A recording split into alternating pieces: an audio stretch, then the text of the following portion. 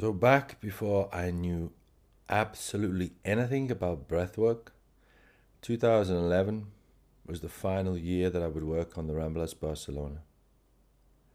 I was a human statue, one of the most famous and beautiful statues on the Ramblas, the man on the toilet, having a dump.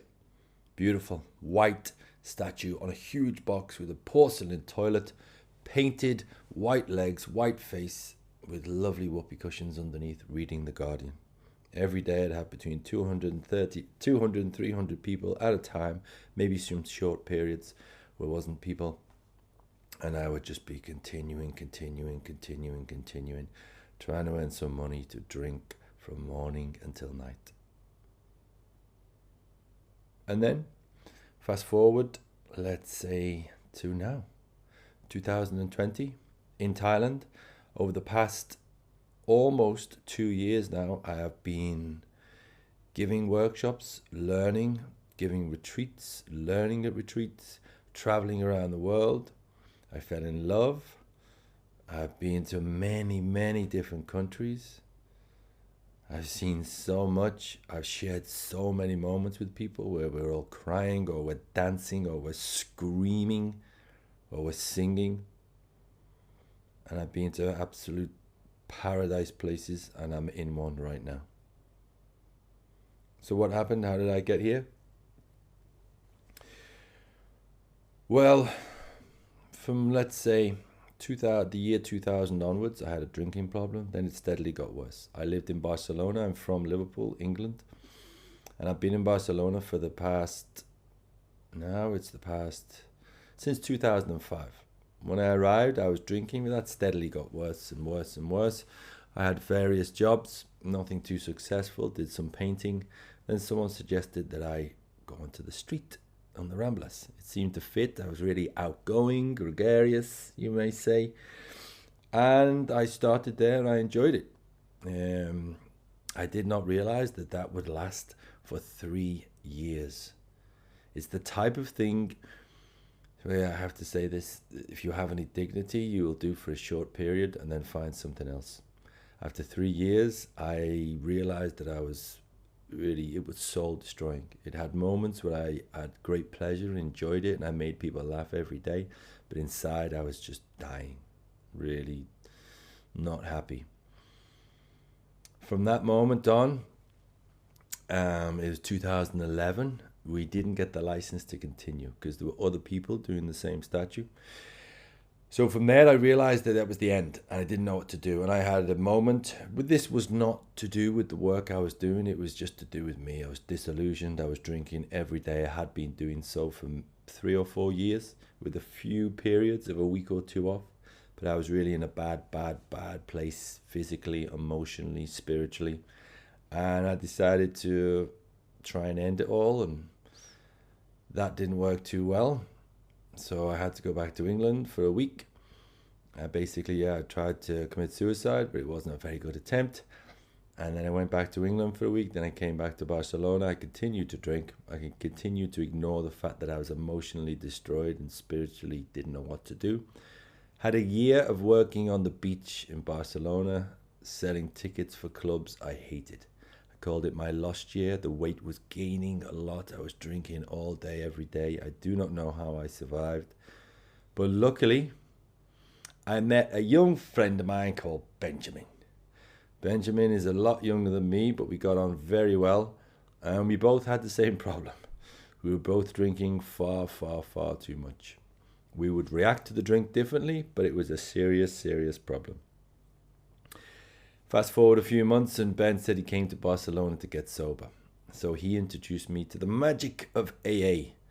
I looked at it, I thought it was a bit strange. It wasn't for me, but I tried. I went, I was drunk at my first meeting, but a year later, I'd managed to basically admit that my life had become unmanageable. It was a disaster from totally and utterly. I myself was just lost. I didn't think I was a bad person. I didn't think I'd done any major damage to other people, mainly myself. But I was at the end. I admitted that my life would become unmanageable, and I started the process of doing the steps that changed my life completely.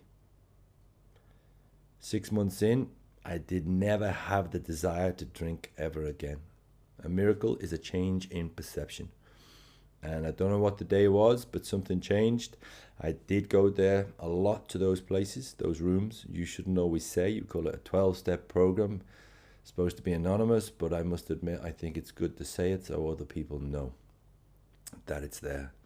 It saved my life. I met a lot of friends there. I had a girlfriend there. And yeah, I went for several years. I went less and less over the years, but over a period of time, I eventually got into meditation through a chiropractor who told me that my pain was not physical, or it wasn't just physical, it was emotional as well. And he introduced me to doing a little bit of chanting. Yum, yum. Every day, a few times a day, with your hand on your heart and visualizing green. Boom! That was the start of my process.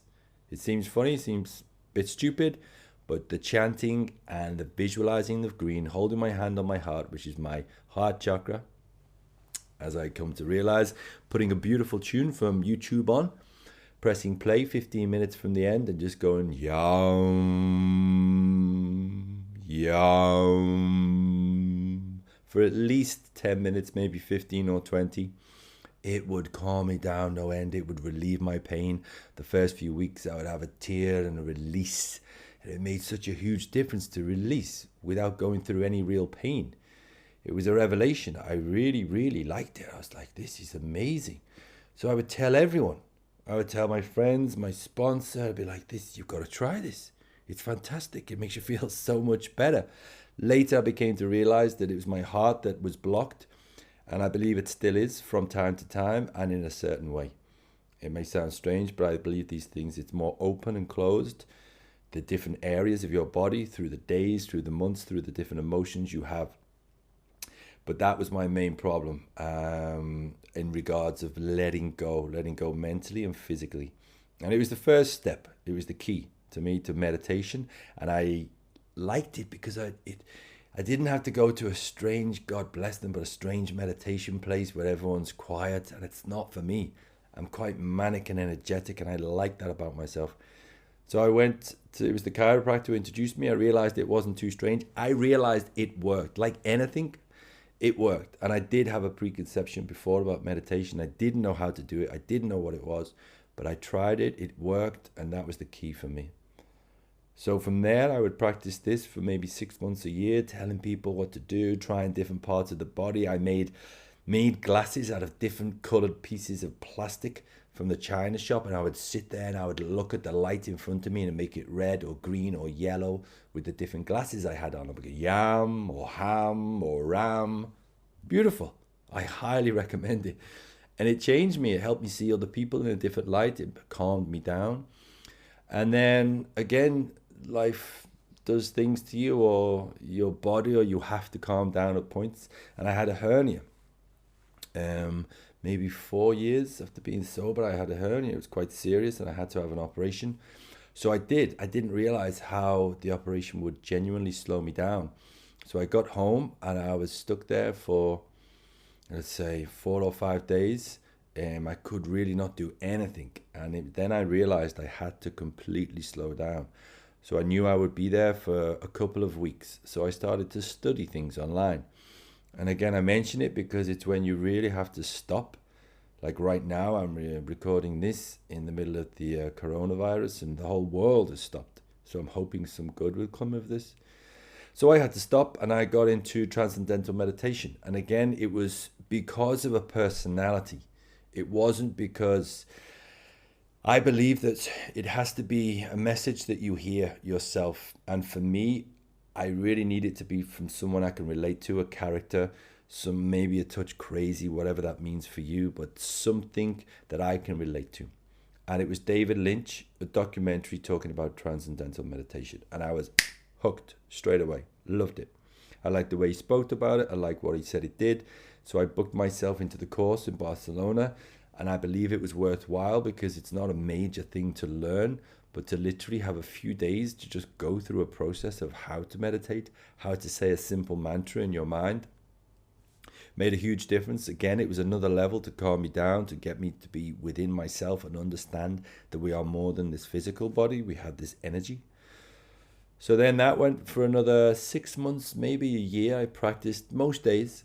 I must admit I've tailed off with that practice now, but I did practice a lot. It made a difference. It gave me more energy and focus, which is one of the main keys because my mind goes everywhere.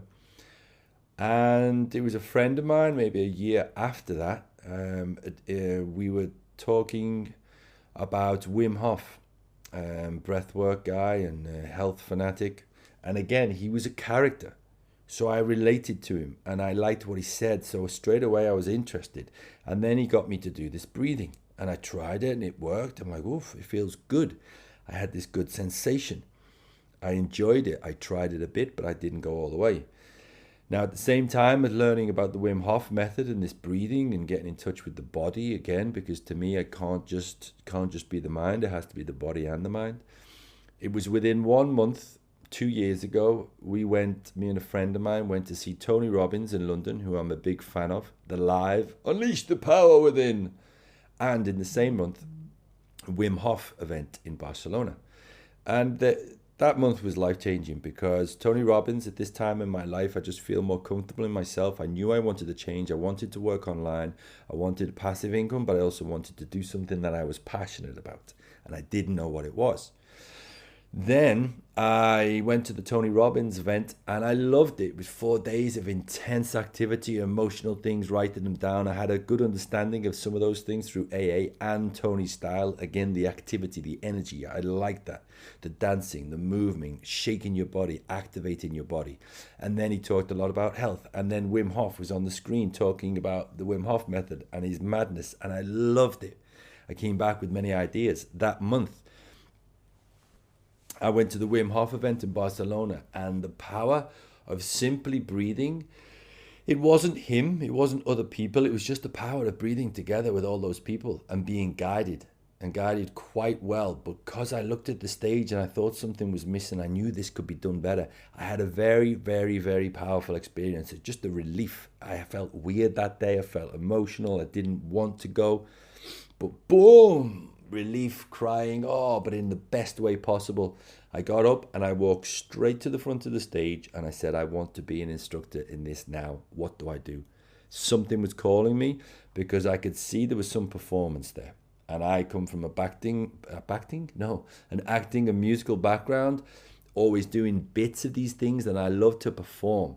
But I also now had really grew to love the meditation side of things. And I loved the way the breath work got you active. So I was blown away by it all, but I could see a gap. I could see how some of the guys were talking about science and presenting, and they weren't too natural. Wim Hof was natural and crazy and engaging, but it was just him.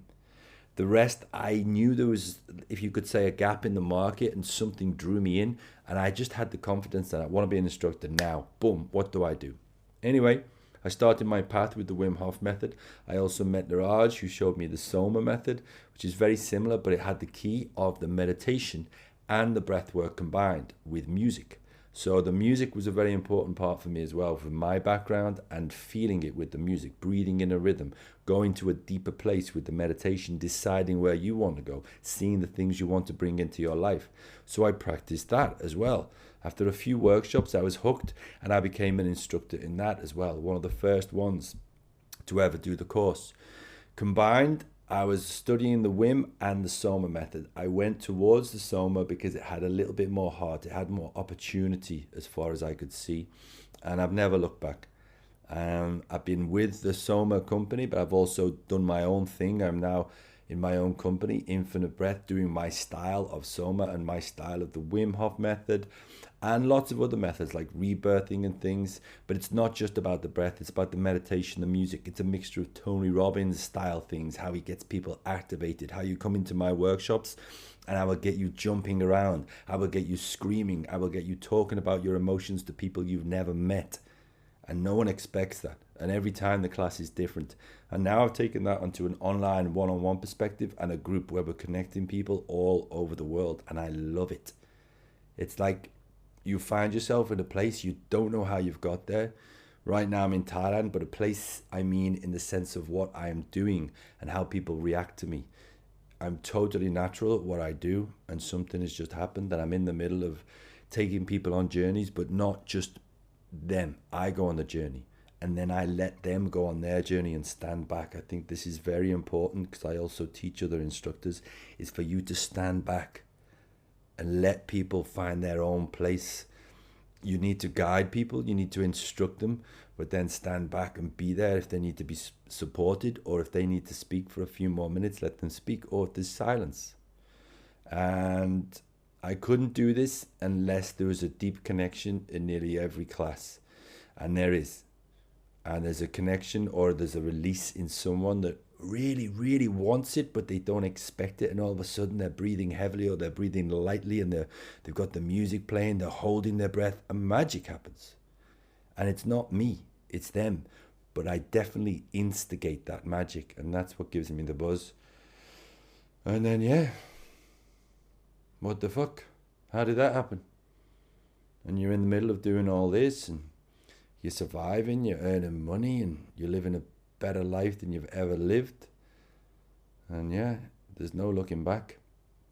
You just have to keep going forward because you enjoy it. And I cannot define exactly how, but it's got to be this connection I feel with the people, which I feel I need and I often miss.